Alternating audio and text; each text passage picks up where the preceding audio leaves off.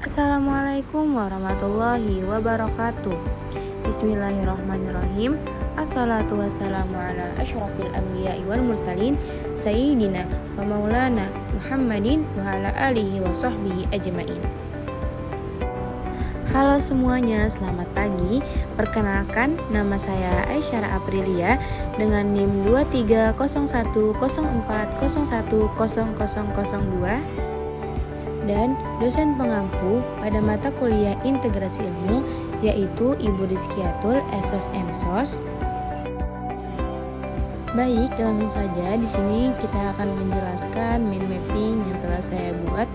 Di sini ada beberapa pembahasan yang akan kita bahas, yaitu yang pertama kita akan membahas pengertian ilmu-ilmu, klasifikasi ilmu menurut Islam dan Barat, serta makna integrasi ilmu.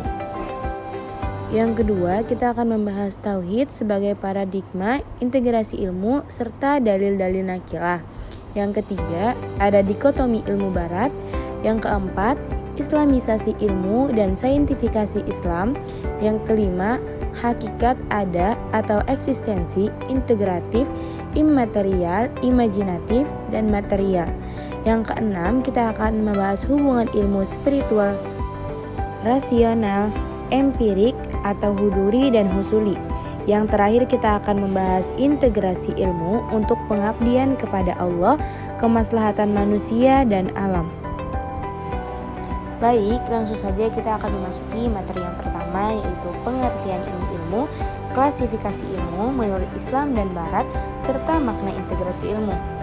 Dalam pembahasan kali ini kita akan membahas beberapa hal, yaitu yang pertama adalah latar belakang, yang kedua pengertian klasifikasi ilmu, yang ketiga klasifikasi ilmu menurut Islam, yang keempat klasifikasi ilmu menurut Barat, yang kelima makna integrasi ilmu, dan yang terakhir adalah kesimpulan. Memasuki pembahasan yang pertama, yaitu latar belakang. Bangsa Indonesia dikenal sebagai bangsa yang plural yang menunjukkan keberagamannya seperti budaya, agama, ras, dan lain-lain.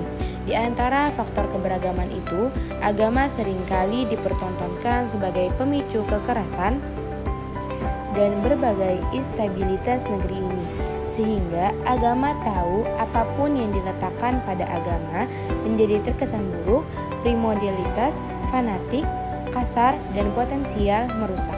Mengingat runyamnya persoalan bangsa, terutama dari sudut pandang moral dan spiritual, jika moral dan spiritual dipandang sebagai pokok persoalan, maka hal itu berarti menegaskan posisi agama sebagai basis pembangunan, sekaligus agama sebagai basis pendidikan dan pengembangan ilmu pengetahuan.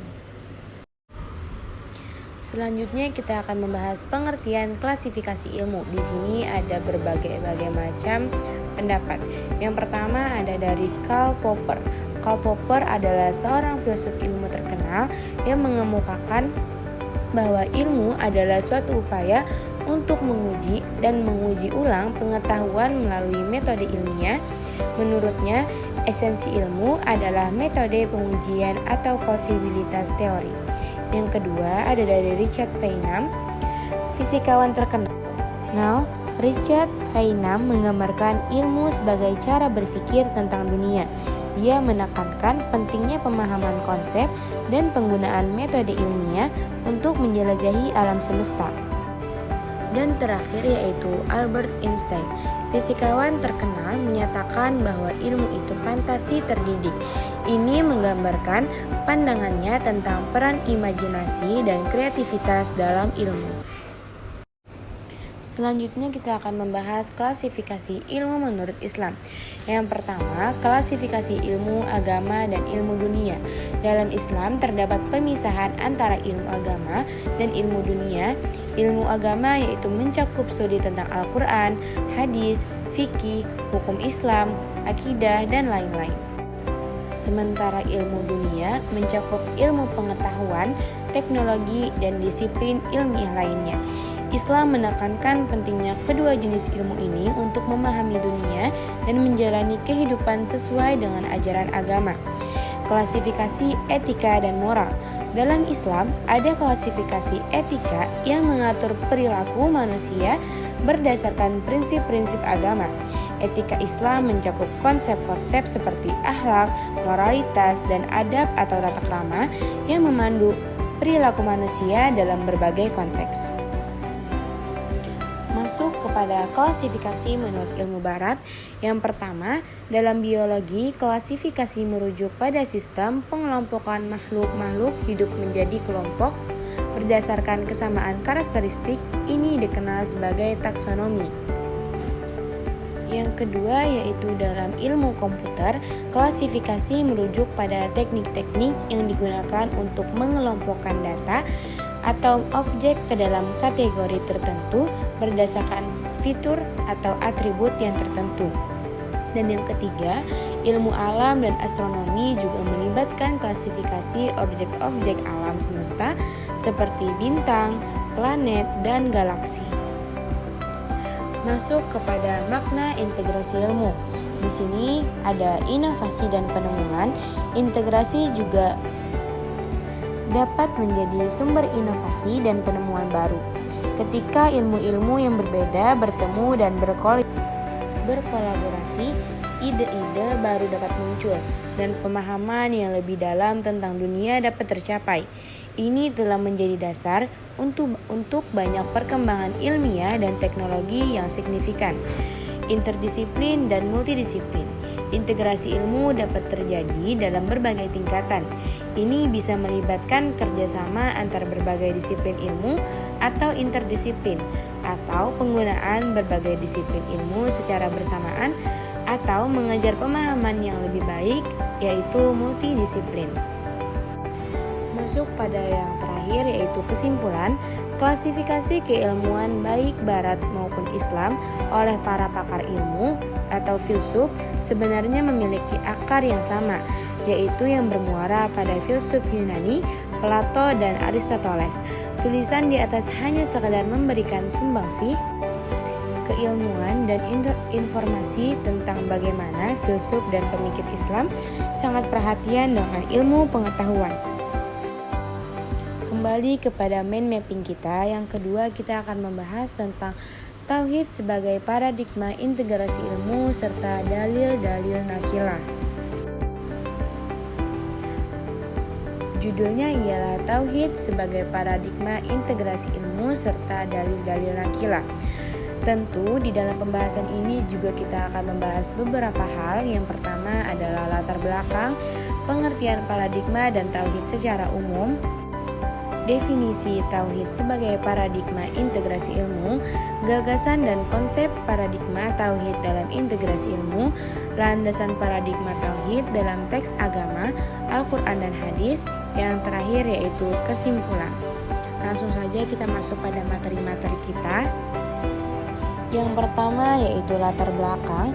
Tauhid adalah konsep fundamental dalam pemahaman agama Islam yang mencerminkan keyakinan akan satu-satunya Tuhan yang Maha Esa, yaitu Allah. Konsep ini tidak hanya memiliki dimensi agama, tetapi juga memiliki implikasi yang luas dalam berbagai bidang, termasuk pada ilmu pengetahuan. Tauhid sebagai paradigma integrasi ilmu mengacu pada upaya untuk menyatukan pemahaman agama dengan pengetahuan dunia, menciptakan keselarasan antara akidah dan ilmu pengetahuan. Masuk pada pengertian paradigma dan tauhid secara umum. Yang pertama adalah paradigma. Istilah paradigma muncul sejak abad pertengahan di benua Eropa, tepatnya di Inggris.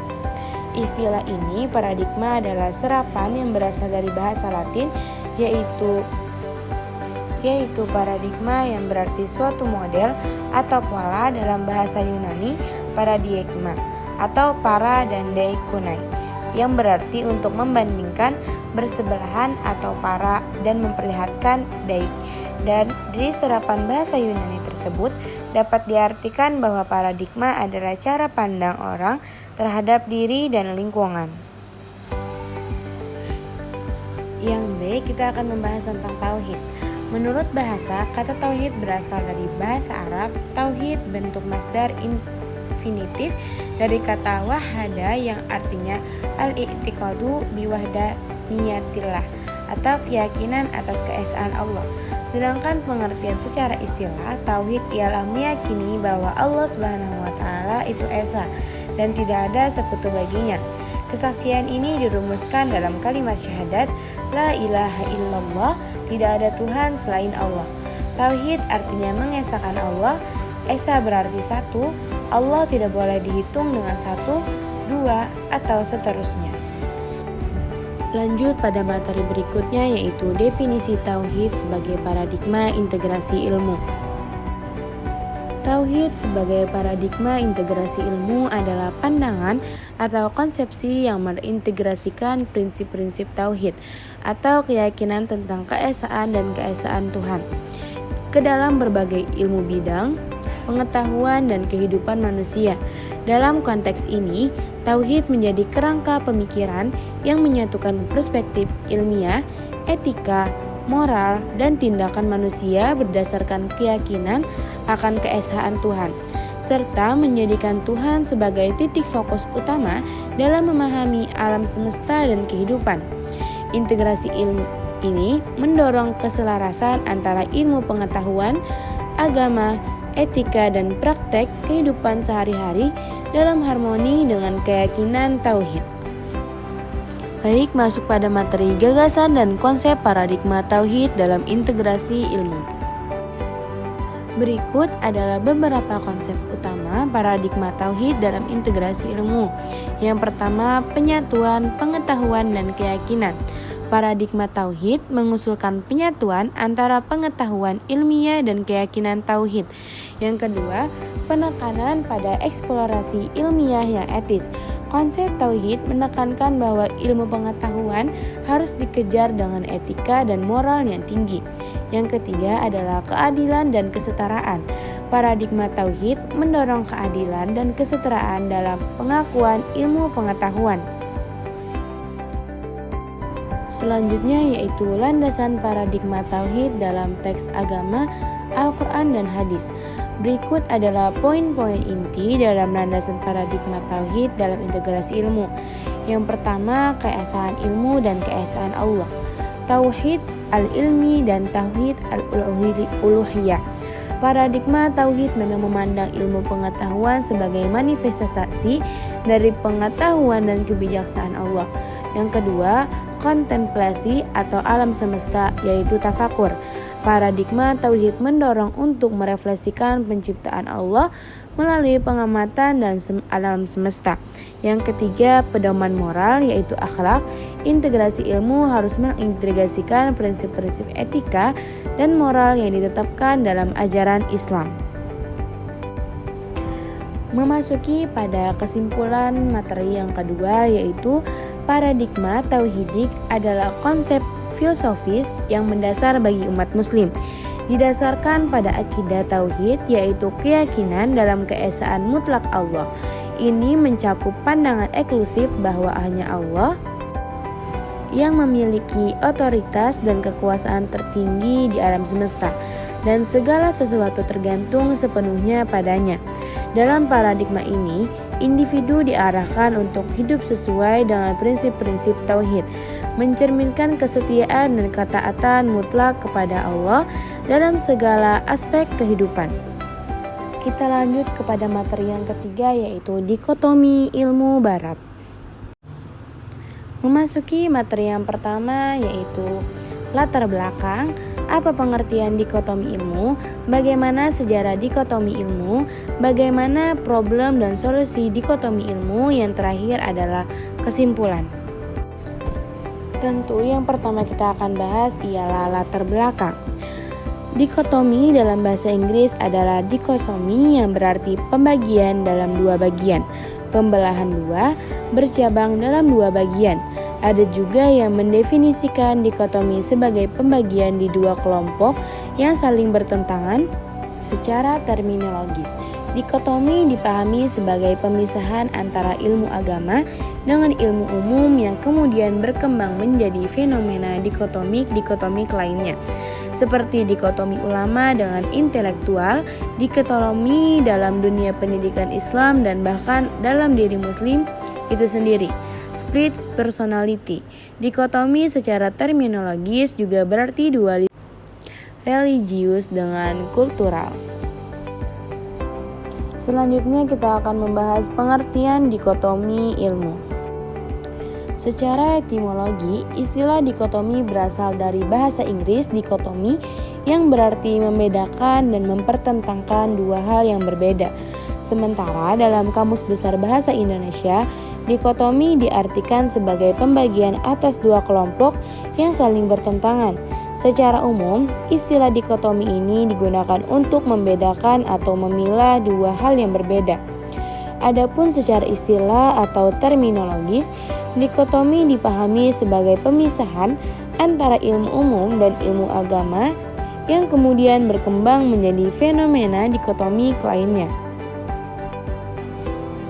Sejarah dikotomi ilmu. Dikotomi ilmu sudah mengakar dalam sejarah pada abad pertengahan, yaitu pada masa dinasti Abbasiyah. Pemisahan ilmu agama dan ilmu umum terjadi pada abad pertengahan, yakni pada saat umat Islam kurang memperdulikan iptek. Pada masa itu yang berpengaruh adalah ulama fikih. Salah satu contohnya adalah abad pertengahan, tepatnya pada abad ke-11 Masehi. Di Madrasah Nizamiyah terjadi spesifisikan kurikulum yang hanya menekankan pada fikih oriented, sehingga semua keilmuan yang dipelajari hanya bertujuan dalam rangka untuk menopang superioritas dalam penjabaran hukum Islam. Selanjutnya adalah bagaimana problem dan solusi dikotomi ilmu. Sebelumnya kita akan membahas problemnya dulu. Problem dikotomi ilmu sebagai warisan penjajah Belanda terus-menerus menjadi problem yang hingga kini masih belum tuntas terselesaikan. Pemisahan antara pendidikan pesantren dan pendidikan sekolah rakyat menjadi agenda utama penjajah untuk melakukan penjajahannya. Lalu kita akan membahas solusi dikotomi ilmu. Penyebab terjadinya dikotomi ilmu yaitu penyebab hulu yang akomodasi kepentingan penjajah Belanda untuk menjauhkan bangsa Indonesia dari cerdas dan paham ilmu umum dan membiarkan mereka senantiasa di dalam kebodohan. Memasuki yaitu kesimpulan. Yang pertama, dikotomi ilmu adalah pemisahan secara teliti dan jelas dari suatu jenis menjadi dua yang terpisah satu sama lain, di mana yang satu sama sekali tidak dapat dimasukkan ke dalam yang satunya lagi dan sebaliknya. Yang kedua, sejarah dikotomi ilmu adalah sudah mengakar dalam sejarah pada abad pertengahan, yaitu pada masa dinasti Abbasiyah. Pemisahan ilmu agama dan ilmu umum terjadi pada abad pertengahan, yakni pada saat umat Islam kurang memperdulikan iptek. Yang ketiga, problem dan solusi dikotomi ilmu adalah sebagai warisan penjajah Belanda terus-menerus menjadi problem yang hingga kini masih belum tuntas terselesaikan. Solusi dalam dikotomi ilmu yaitu menjelaskan secara terperinci mengenai klasifikasi ilmu, meliputi fardu kifayah dan fardu ain, hakikat ilmu, hakikat manusia sebagai objek dari ilmu. Kembali kepada mind mapping kita akan di sini akan membahas yang keempat, yaitu islamisasi ilmu dan saintifikasi Islam. Materi yang keempat adalah islamisasi ilmu dan saintifikasi Islam.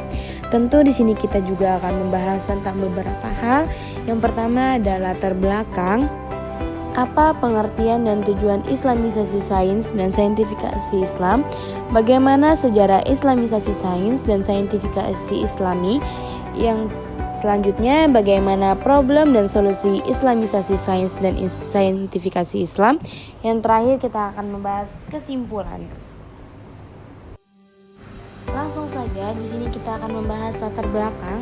Latar belakang islamisasi sains dan saintifikasi Islami adalah upaya untuk mengintegrasikan prinsip-prinsip Islam dengan ilmu pengetahuan dan metode ilmiah. Tujuannya adalah untuk memahami dan menerapkan sains dan teknologi dalam konteks nilai-nilai Islam. Islamisasi sains mengacu pada pengembangan ilmu pengetahuan yang didasarkan pada pandangan dunia Islam. Hal ini melibatkan penelitian dan pengembangan dalam berbagai bidang ilmu pengetahuan seperti fisika, kimia, biologi, matematika, dan lain-lain, dengan mempertimbangkan prinsip-prinsip Islam dalam prosesnya. Misalnya dalam fisika, konsep-konsep seperti keadilan, keseimbangan, dan ketertiban dapat diterapkan dalam pemahaman ilmiah. Langsung masuk kepada pengertian dan tujuan Islamisasi sains dan saintifikasi Islam. Islamisasi sains adalah proses di mana nilai-nilai, prinsip, dan pandangan Islam diintegrasikan ke dalam bidang ilmu pengetahuan. Saintifikasi Islam adalah upaya mencari dasar sains pada suatu pernyataan yang dianggap benar dalam Islam. Pernyataan yang taken for granted sebagai kebenaran dalam Islam tentu saja adalah yang bersumber dari Al-Quran dan hadis. Bagaimana sejarah Islamisasi sains dan saintifikasi Islam? Sejarah Islamisasi sains dan saintifikasi Islam memiliki akar yang berbeda namun saling terkait. Islamisasi sains bermula dari respon intelektual muslim terhadap kondisi tertentu, sementara sains Islam bermula dari proses berpikir dalam konteks Islam. Islamisasi sains merupakan cara membaca kondisi eksternal dengan perspektif Islam. Hal ini melibatkan perintegrasian nilai-nilai Islam ke dalam ilmu pengetahuan dan teknologi.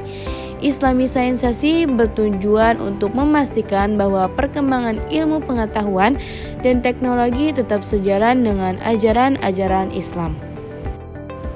Selanjutnya adalah bagaimana problem dan solusi Islamisasi sains dan saintifikasi Islam. Islamisasi sains dan saintifikasi Islam memiliki potensi untuk mengatasi tantangan kontemporer dalam berbagai bidang.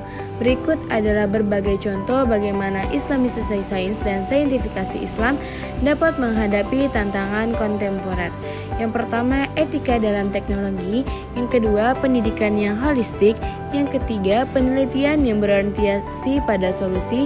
Yang keempat, dialog antar budaya dan agama. Yang kelima, peran perempuan dalam sains. Selanjutnya kita akan membahas tentang kesimpulan. Kesimpulan dari Islamisasi sains dan saintifikasi Islam adalah bahwa keduanya adalah upaya untuk mengintegrasikan nilai-nilai, prinsip, dan pandangan dunia Islam ke dalam ilmu pengetahuan modern dan metode saintifik. Mereka memiliki tujuan yang sejalan meskipun pendekatan dan fokusnya berbeda.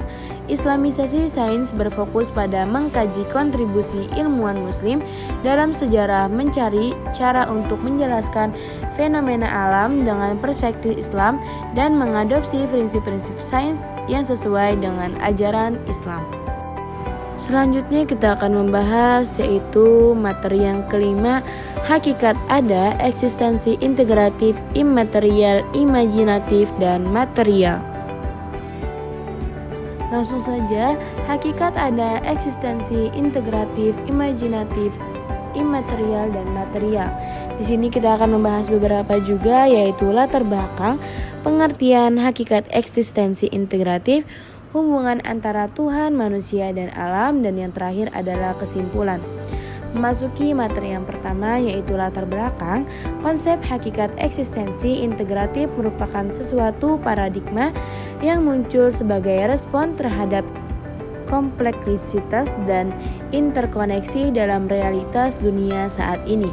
Eksistensi manusia dan alam semesta pada dasarnya merupakan entitas yang sangat kompleks, dan pemahaman terhadap hakikat eksistensi semakin menantang dan untuk ditemukan dalam pendekatan ilmu yang terfragmentasi dalam era globalisasi, perkembangan ilmu, pengetahuan, dan teknologi yang semakin pesat, serta pengubahan sosial yang dinamis, menjadikan pentingnya pendekatan integratif dalam memahami eksistensi manusia dan alam semesta.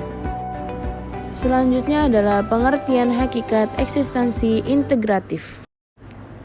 Eksistensi integratif adalah sebuah konsep yang mengacu pada upaya untuk mengintegrasikan berbagai aspek kehidupan individu seperti aspek sosial, psikologis, spiritual, dan fisik. Konsep ini seringkali digunakan dalam konteks kesehatan mental dan kesejahteraan individu. Hakikat eksistensi integratif merujuk pada ide bahwa manusia dan dunia sekitar saling terkait dan dapat dipahami sebagai bagian yang tak terpisahkan. Konsep ini mengakui bahwa individu merupakan bagian dari jaringan yang kompleks yang mencakup interaksi dengan alam, masyarakat, dan nilai-nilai yang membentuk identitas dan tujuan hidup mereka. Masuk kepada hubungan antara Tuhan, manusia, dan alam. Yang pertama yaitu konsep Tuhan. Tuhan Maha Besar, Maha Esa, Maha segalanya dibandingkan dengan manusia. Tuhanlah yang menciptakan seluruh alam semesta beserta isinya, termasuk menciptakan manusia. Manusia meminta berkahnya, memujanya melalui doa-doa dan ibadahnya. Tetapi Tuhan tidak membutuhkan ibadat atau sembahyang yang dilakukan manusia, karena sembahyang dan ibadah tersebut adalah cara untuk manusia yang menjalankannya. Selanjutnya yaitu konsep manusia. Pemikiran tentang hakikat manusia belum berakhir sejak zaman dahulu sampai sekarang. Ini terjadi karena manusia menelitinya dari berbagai sudut yang berbeda, baik dari sudut pandang, budaya, filsafat, fisik, maupun ajaran agama. Menurut ajaran Islam, ada beberapa konsepsi tentang manusia. A. Manusia adalah makhluk ciptaan Allah Subhanahu wa Ta'ala. B. Manusia terdiri dari dimensi material dan imaterial. C. Memiliki sifat dan unsur ketuhanan. D. Cenderung beriman kepada Tuhan. Perkembangan dipengaruhi oleh bawaan dengan lingkungan. Memasuki pada konsep yang ketiga yaitu konsep alam. Alam adalah segala sesuatu yang ada atau yang dianggap ada oleh manusia di dunia selain Allah beserta zat dan sifatnya. Menurut Al-Ghazali, alam dapat dibedakan menjadi beberapa jenis. Di antaranya adalah alam ghaib dan alam syahadah. Alam syahadah alam yang terlihat, dalam istilah Inggris disebut universe, yang artinya seluruhnya, yang dalam bahasa sehari-hari disebut sebagai alam semesta. Definisi dari alam semesta itu sendiri adalah segala sesuatu yang ada pada diri manusia dan di luar dirinya yang merupakan pada satu kesatuan sistem yang unik dan misterius. Selanjutnya kita akan membahas tentang kesimpulan. Alam semesta adalah segala sesuatu yang ada pada diri manusia dan di luar diri yang merupakan suatu kesatuan sistem yang unik dan misterius dan dapat dicapai oleh indera manusia yang merupakan ciptaan Allah yang diurus dengan kehendak dan perhatian Allah. Tujuan alam diciptakan adalah bukan untuk dirusak, dicemari, dan dihancurkan, akan tetapi adalah untuk difungsikan semaksimal mungkin dalam kehidupan. Maka dari itu, kita sebagai salah satu dari makhluk Allah sudah berkewajiban untuk mempercayai bahwa alam semesta dibuat oleh Allah. Kita sebagai umatnya dianjurkan sering bersyukur atas apa yang telah diberikannya kepada kita. Diwajibkan untuk beribadah kepada Allah dan mengingat bahwa alam hanya dititipkan kepada manusia untuk dijaga, bukan dirusak, apalagi dihancurkan. Jadi, sebisa mungkin kita wajib ikut menjaga alam ini, dimulai dengan hal kecil yang sebenarnya berdampak besar bagi alam. Mari kita bersama untuk menjaga alam dan lingkungan sekitar dengan tidak membuang sampah sembarangan, membiasakan jalan kaki atau naik sepeda untuk jarak dekat, mengurangi penggunaan plastik, menanam pohon, hemat penggunaan air bersih, dan hemat energi listrik, dan hal kecil yang berdampak besar lainnya. Dan jangan lupa untuk bersyukur atas apa yang sudah diberikan Allah kepada kita. Masuk pada materi selanjutnya yaitu hubungan ilmu spiritual, rasional, empirik atau huduri dan husuli. Di sini kita akan membahas tentang hubungan ilmu spiritual, rasional, empirik atau huduri dan husuli. tentu beberapa di sini juga kita akan membahas latar belakang, pengertian rasional, pengertian spiritual, pengertian empirik, pengertian huduri husuli, hubungan ilmu rasional, spiritual, empirik, huduri dan husuli, dan yang terakhir kita akan membahas yaitu kesimpulan. Baik, langsung saja kita akan membahas latar belakang. Ilmu rasional, spiritual, empiris, huduri, husuli merupakan suatu disiplin yang mengkombinasi aspek spiritual, rasional, dan empiris dalam pengkajian fenomena spiritual dan pengembangan kesadaran diri. Nama huduri husuli mungkin tidak umum dikenal dan mungkin ini adalah sebutan khusus dalam konteks tertentu. Namun, berdasarkan deskripsi yang diberikan, kita dapat memikirkan latar belakang ilmu ini sebagai berikut. Sifat spiritual, ilmu huduri husuli memasukkan unsur-unsur spiritual yang mencakup pemahaman tentang dimensi spiritual manusia seperti kesadaran, energi, dan koneksi dengan alam semesta. Ini dapat merujuk pada pengembangan diri, meditasi, dan penelitian tentang pengalaman spiritual. Selanjutnya, kita akan membahas pengertian rasional. Secara etimologi, kata rasional merupakan kata sifat yang memiliki makna yang berarti memikirkan dan mempertimbangkan dua alasan yang logis menurut akal sehat. Yang dimaksud dengan rasional adalah segala sesuatu yang dapat dipahami dan diterima oleh kemampuan berpikir.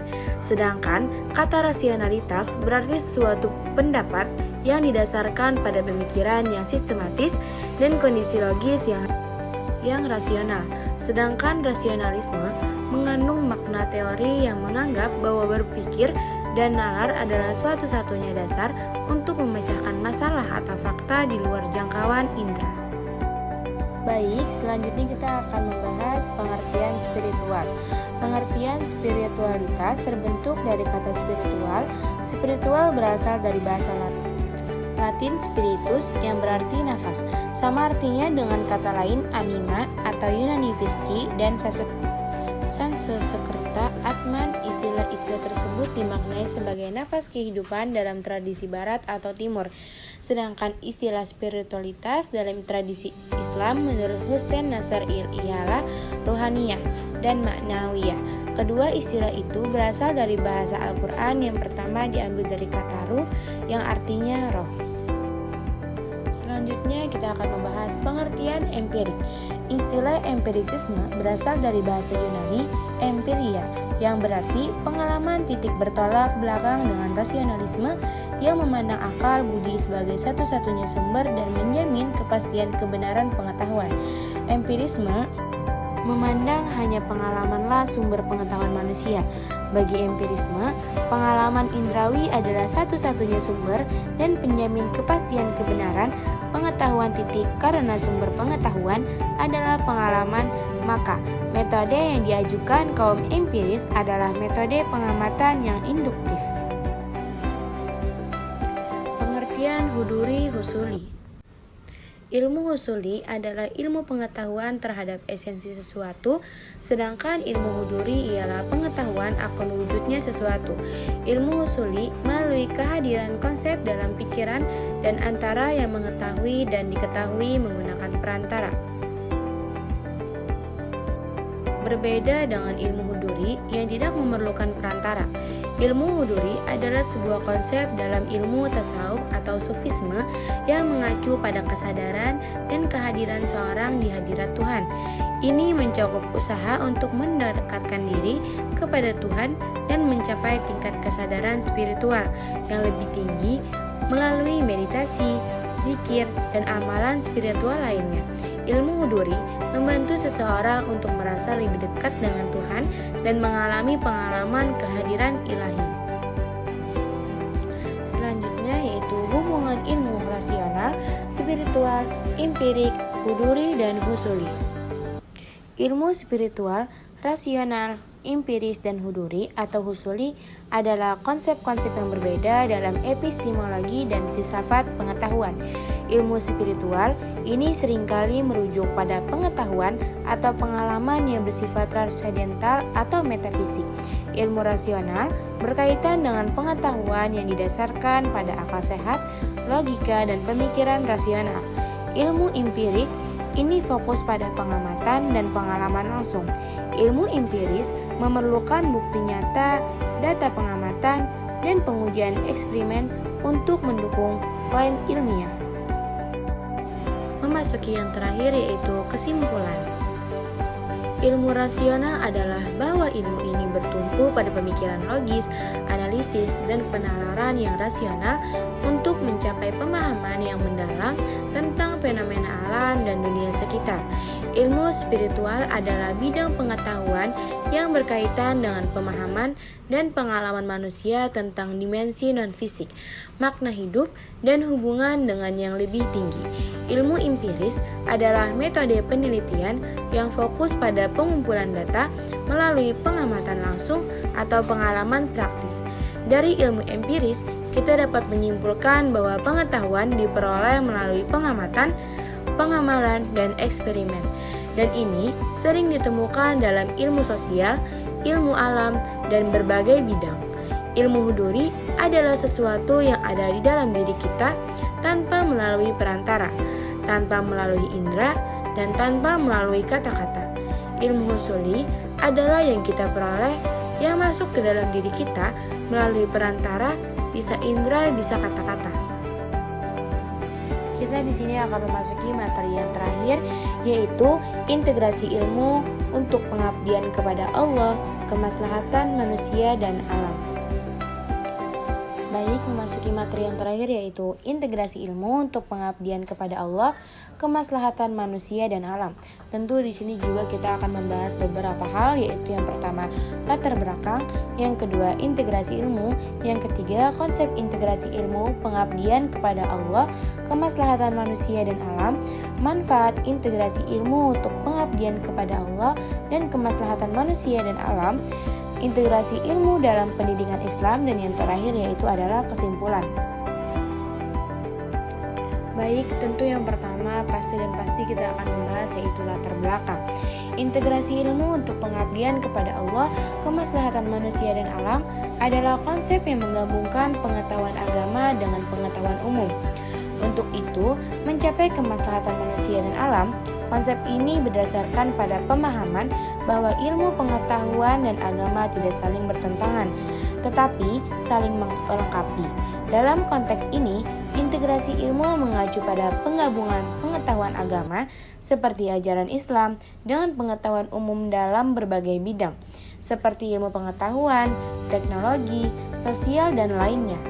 Tujuannya adalah untuk memperoleh pemahaman yang holistik dan menyeluruh tentang hubungan antara manusia, alam, dan Tuhan. Selanjutnya kita akan membahas integrasi ilmu. Integrasi ilmu, pengetahuan merupakan upaya memadukan berbagai ilmu, baik ilmu agama maupun ilmu umum, guna mencapai pemahaman yang lebih holistik dan komprehensif. Perintegrasian ilmu, pengetahuan menjadi bagian penting karena dengan memadukan ilmu-ilmu yang berbeda tersebut, maka tidak ada lagi dikotomi di antara ilmu-ilmu yang dipelajari dengan ilmu-ilmu yang dipelajari oleh para cendekiawan muslim. Dengan integrasi ilmu, diharapkan dapat memberikan kontribusi yang lebih besar terhadap kemaslahatan manusia dan alam. Integrasi ilmu dapat menghasilkan solusi yang holistik dan memperhatikan nilai-nilai etika dan moral. Selanjutnya yaitu konsep integrasi ilmu pengabdian kepada Allah, kemaslahatan manusia dan alam. Ilmu dalam rangka beribadah kepada Allah dan memberi manfaat bagi manusia dan alam melibatkan penggabungan berbagai disiplin ilmu untuk mencapai pemahaman yang holistik dan komprehensif. Konsep ini mencakup beberapa aspek pengabdian kepada Allah. Yang pertama, mengintroduksikan ilmu dalam rangka pengabdian kepada Allah berarti menggunakan ilmu dan pemahaman yang diperoleh dari ilmu mengintegrasikan ilmu pembelajaran yang berbeda untuk meningkatkan keimanan.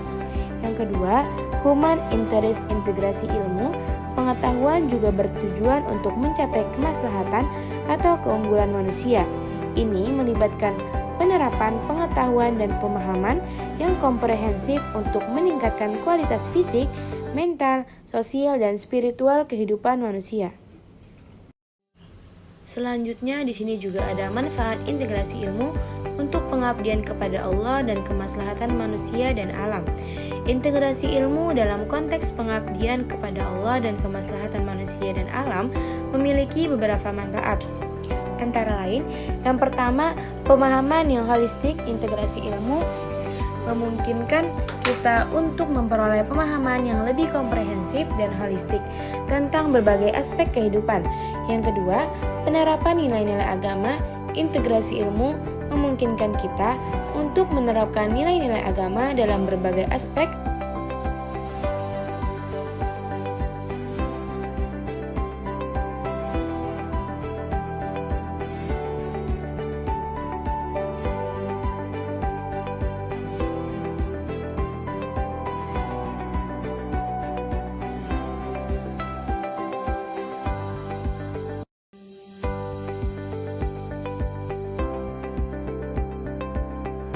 Kesimpulan, mengintegrasikan ilmu pengetahuan untuk tujuan kemajuan dan kemaslahatan umat manusia. Dengan menggabungkan ilmu agama dan ilmu pengetahuan umum, kita dapat menciptakan solusi yang lebih baik terhadap tantangan dan permasalahan yang kita hadapi umat manusia. Integrasi keilmuan juga dapat berkontribusi pada pengembangan teknologi berkelanjutan dan ramah lingkungan yang menjaga keseimbangan alam. Integrasi ilmu juga menyangkut ibadah kepada Allah melalui pemanfaatan ilmu yang dimiliki untuk kemaslahatan umat manusia dan alam. Mungkin itu saja yang dapat saya sampaikan. Salah hilap mohon maaf. Apabila ada kesalahan mohon dimaafkan. Assalamualaikum warahmatullahi wabarakatuh.